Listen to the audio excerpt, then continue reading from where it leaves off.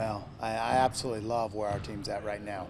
I think we're playing at a high level, and I also think that we have an edge. I don't think we're going in with a sense of accomplishment that even though we've done some special things this year. I think our group, has their best basketball ahead of them. We've shown we can defend at a high level. We also have shown consistently and through the national rankings that we can score the ball at the highest of levels, and I think that right now we have the edge going into the tournament to be able to put both of them together with some more consistency.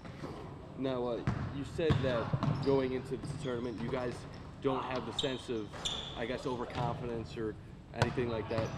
What have you guys, I guess, learned from this season, the ups and downs that you guys can take into hopefully bringing home a conference crown? Well, we've recognized, areas that we need to get better at, which is consistency on the defensive end and team defense, defending with five, putting teams in crowds and doing your jobs and your details. The other part is when times get tough, when there's difficult times. That's where you need to be really consistent with our efficient offense, which is making mature decisions with the basketball as well as getting paint touch shots and shots within our offense. So if we can do those with more consistency, I think we have a good enough team to really make a run at the conference tournament.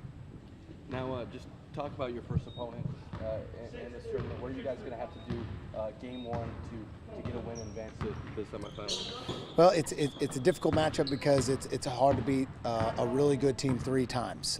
They clearly are a good team, and we were able to squeak out two really tough wins against them. It's going to be a high-scoring game. They always are. It always comes down to one or two possessions, and we have to play with great poise because they're a team of runs.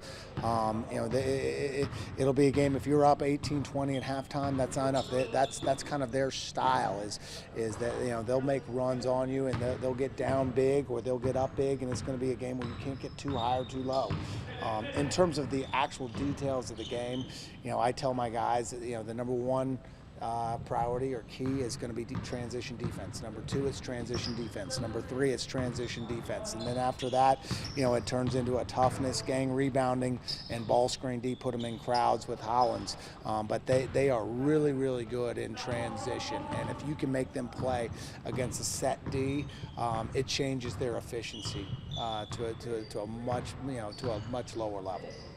What have you guys learned from playing in this tournament years past that'll help you going forward with trying to bring it home this year? Well, I think that the fact that our guys have had success. Mo's played in a championship game. Brent Calhoun was on team in a championship game, and we played there too as well. So it's one where guys have had some success. They've been out there. We have some guys who have some history out there. The other side of it is we got some newcomers to it. X and Bryson.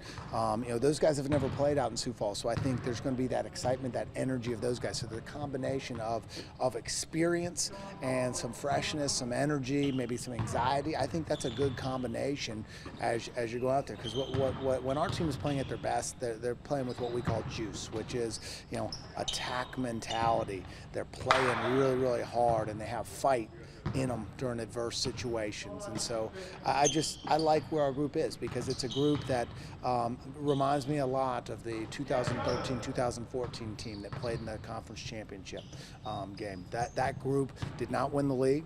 That group lost 3 of 4 in the second half of the conference league play. Lost senior night by 11 to a team that was in the bottom half of the league.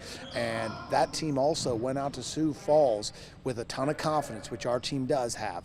And they also had an edge about them, which is what you need to have, because it is going to be a tough game. Everybody out there, it's 0-0. Your records don't matter. The fact that we've won 19 games doesn't mean anything out there.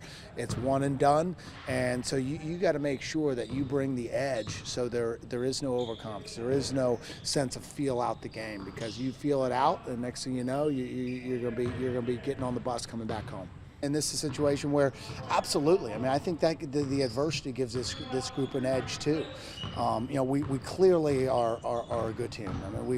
We've done so many special things with this group. 11-3 is the best non-conference record that we've had in ever.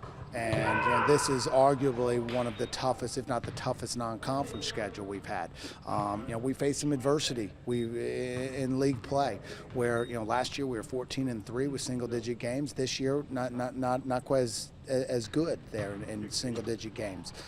But at the same time, we've won a bunch of them. So it's not a confidence issue. It's not a finishing games issue. It's a thing where every single detail counts. And there's not a game in our league that we weren't ahead in the second half. And you go back through the history of my 6 years here, and there were some games where unfortunately 1 or 2 games a year in league play where our group didn't show up. And we're sitting back and we got run over in those games. And that has not been the case with this group. This group has shown up ready to play every single game. Has not ended up on the winning side of some tight games, but we're going to bring it. And this group understands the urgency of executing details and what a small margin it is between winning and losing in our league. And I think having some of that adversity has really fueled our edge going into the tournament.